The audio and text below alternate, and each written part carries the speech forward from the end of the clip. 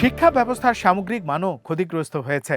দক্ষ শিক্ষক এবং শিক্ষাবিদ ধরে রাখার ক্ষেত্রে যথেষ্ট গুরুত্ব দেওয়া হয়নি। এর বিপরীতে ধর্মীয় শিক্ষা প্রতিষ্ঠানের সংখ্যা বেড়েছে এবং সেগুলোকে রাষ্ট্রের পছন্দের শিক্ষা ব্যবস্থায় পরিণত করার প্রবণতা দেখা যাচ্ছে।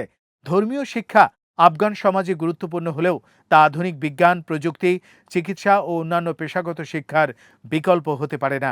একই সঙ্গে নৈতিক পুলিশিংয়ের বিস্তার মানুষের ব্যক্তিগত জীবনের উপর রাষ্ট্রের নিয়ন্ত্রণ বাড়িয়েছে। ফলে সরকার ও সাধারণ মানুষের মধ্যে দূরত্ব বাড়ছে।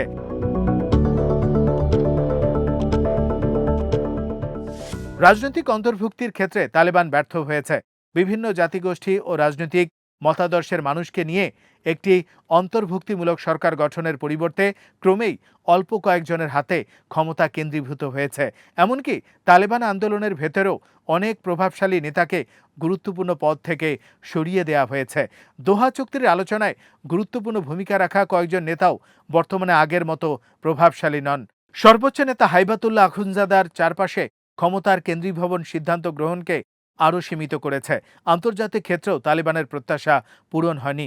কয়েকটি দেশ কাবুলের সঙ্গে বাস্তবভিত্তিক সম্পর্ক বজায় রাখলেও আনুষ্ঠানিক আন্তর্জাতিক স্বীকৃতি এখনও সীমিত।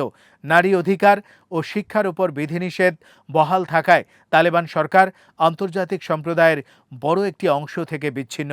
ফলে অর্থনৈতিক সহায়তা, বিনিয়োগ ও কূটনৈতিক সহযোগিতার ক্ষেত্রেও দেশটি নানা বাধার মুখে রয়েছে।